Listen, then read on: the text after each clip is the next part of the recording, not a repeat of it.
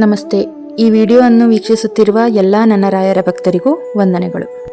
ಗುರುಬ್ರಹ್ಮ ಗುರುವಿಷ್ಣು ಗುರುದೇವೋ ಮಹೇಶ್ವರ ಗುರು ಸಾಕ್ಷಾತ್ ಪರಬ್ರಹ್ಮ ತಸ್ಮೈ ಶ್ರೀ ಗುರುವೇ ನಮಃ. ಪೂಜ್ಯಾಯ ರಾಘವೇಂದ್ರಾಯ ಸತ್ಯಧರ್ಮ ರಥಾಯ ಚ ಭಜತಾಂ ಕಲ್ಪವೃಕ್ಷಾಯ ನಮತಾಂ ಕಾಮಧೇನುವೆ. ಮೊದಲಿಗೆ ನನ್ನ ಗುರುರಾಯರಿಗೆ ವಂದಿಸುತ್ತಾ ಶ್ರೀ ಕೃಷ್ಣಾವಧೂತರು ರಚಿಸಿರುವ ಶ್ರೀ ರಾಘವೇಂದ್ರ ಸ್ವಾಮಿ ಅಕ್ಷರಮಾಲಿಕಾ ಸ್ತೋತ್ರದಲ್ಲಿ ಇವತ್ತು 4ನೇ ಸ್ತೋತ್ರವನ್ನು ತಿಳಿದುಕೊಳ್ಳೋಣ. ಈಡೇ ಭವತ್ಪಾದ ಪಾಥೋಜಮಾಧ್ಯಾಯ ಭೂಯೋಪಿ ಭೂಯೋ ಭಯತ್ ಪಾಹಿ ಭೋ ಶ್ರೀರಾಘವೇಂದ್ರಾರ್ಯ ಶ್ರೀರಾಘವೇಂದ್ರಾರ್ಯ ಶ್ರೀರಾಘವೇಂದ್ರಾರ್ಯ ಪಾಹಿ ಪ್ರಭೋ. ಶ್ರೀ ಕೃಷ್ಣಾವಧೂತರು 4ನೇ ಸ್ತೋತ್ರದಲ್ಲಿ ರಾಯರನ್ನು ಈ ರೀತಿಯಾಗಿ ಕೊಂಡಾಡಿದ್ದಾರೆ. ಈಡೇ ಭವತ್ಪಾದ ಪಾತೋಜ. ಪಾತೋಜ ಎಂದರೆ ಕಮಲ, ಅಂದರೆ ಹೇ ರಾಘವೇಂದ್ರ ಸ್ವಾಮಿಗಳೇ, ನಿಮ್ಮ ಪಾದ ಕಮಲಗಳನ್ನು ನಾನು ಭಜಿಸುತ್ತೇನೆ, ಅದನ್ನು ನಾನು ಧ್ಯಾನ ಮಾಡುತ್ತೇನೆ, ಮತ್ತೆ ಮತ್ತೆ ನಿಮ್ಮ ಪಾದ ಕಮಲಗಳ ಬಗ್ಗೆ ಚಿಂತನೆ ಮಾಡುತ್ತೇನೆ. ಅದರಿಂದ ನನಗೆ ಆಗುವಂತಹ ಲಾಭ ಏನು ಅಂದರೆ, ನನ್ನ ಎಲ್ಲ ಭಯಗಳನ್ನು ದೂರ ಮಾಡಿ ನಿಮ್ಮ ಪಾದಕಮಲಗಳನ್ನು ಗಟ್ಟಿಯಾಗಿ ಹಿಡಿದಾಗ ನನಗೆ ಯಾವ ತೊಂದರೆ ಬಾರದಂತೆ ರಕ್ಷಣೆ ಮಾಡುತ್ತೀರಿ ಅನ್ನುವ ಭರವಸೆ ಇದೆ. ಈಡೇ ಭವತ್ಪಾದ ಪಾತೋಜ ಮಾಧ್ಯಾಯ ಭೂಯೋಪಿ ಭೂಯೋ ಭಯತ್ ಪಾಹಿ ಭೋ. ನಾನಾ ಭಯಗಳು ಸಂಸಾರದಲ್ಲಿ ನನಗೆ ಇದೆ. ನನಗೆ ದಾರಿದ್ರ್ಯದ ಭಯ ಇದೆ, ಜೊತೆಯಲ್ಲಿ ನನಗೆ ಬರುವಂತಹ ರೋಗ ರುಜಿನಗಳ ಭಯ ಇದೆ, ನಾನಾ ತರಹದ ಭಯಗಳು, ಅಪಮೃತ್ಯು ಎಲ್ಲಿ ಬರುತ್ತೋ ಅನ್ನುವ ಭಯ ಇದೆ. ಈ ಭಯಗಳನ್ನೆಲ್ಲ ನೀವು ದೂರ ಮಾಡುತ್ತೀರಿ, ದೂರ ಮಾಡಿದ್ದೀರಿ ಕೂಡ.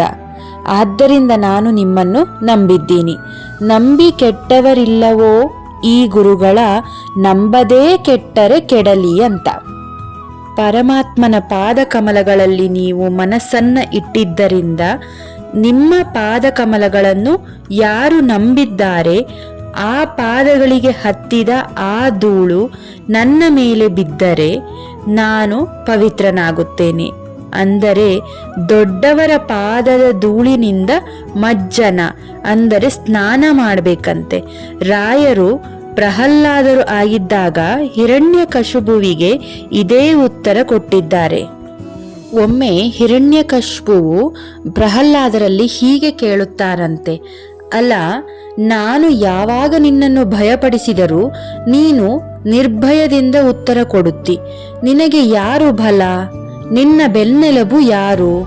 ಅದಕ್ಕೆ ಪ್ರಹ್ಲಾದರು ಉತ್ತರವಾಗಿ, ಅಪ್ಪ, ದೇವರ ಬಗ್ಗೆ ನಿನಗೆ ಹೇಳಿದರೆ ತಿಳಿಯಲ್ಲ, ದೇವರು ನನಗೆ ಬಲ, ದೇವರ ಬಗ್ಗೆ ನಮಗೆ ಯಾಕೆ ತಿಳಿಯಲ್ಲ? ನೀವೆಲ್ಲ ಸ್ವಲ್ಪ ಮೈಲಿಗೆಯಲ್ಲಿ ಇದ್ದೀರಿ. ಅದ್ಯಾವ ಮೈಲಿಗೆ?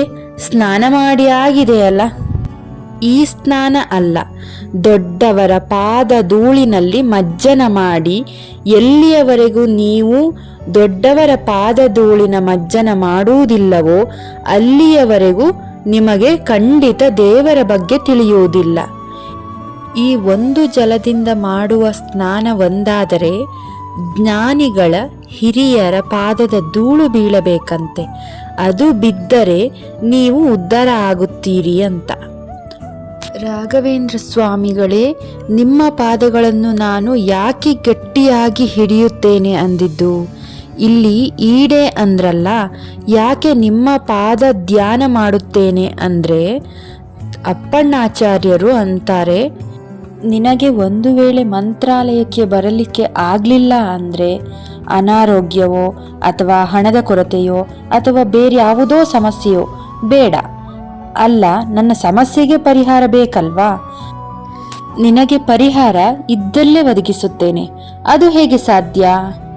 ನಿನ್ನ ಮನೆಯ ಆಚೆ ಈಚೆಯಲ್ಲಿ ಹಿಂದು ಮುಂದು ಅಕ್ಕಪಕ್ಕ ಯಾರಾದರೂ ರಾಯರ ಪಾದೋದಕವನ್ನು ಅಥವಾ ರಾಯರ ಪಾದಕ್ಕೆ ಹತ್ತಿದ್ದ ಧೂಳನ್ನ ದೇಹದ ಮೇಲೆ ಧಾರಣೆ ಮಾಡಿಕೊಂಡವರು ಯಾರು ರಾಯರ ಪಾದ ಕಮಲಗಳಲ್ಲಿ ದುಂಬಿಯಂತೆ ಮನಸ್ಸನ್ನು ಇಟ್ಟಿದ್ದಾರೆ ಅಂದರೆ ರಾಯರನ್ನ ಸದಾ ನಂಬಿದ್ದಾರೆ ಅಂಥವರ ದರ್ಶನ ಮಾಡು.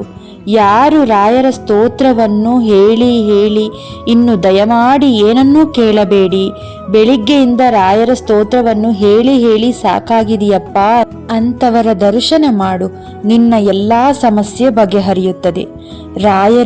ರಾಯರ ಸ್ತೋತ್ರವನ್ನು ಪಾರಾಯಣ ಮಾಡಿದವರಿಗೇ ಈ ತಾಕತ್ತು ಬಂದಿದೆ ಅಂದರೆ ಇನ್ನು ರಾಯರದ್ದು ಏನು ಕೇಳಬೇಕು. ಅದಕ್ಕೆ ನಾನು ನಿನ್ನ ಪಾದಕಮಲಗಳನ್ನು ನಂಬುತ್ತೇನೆ.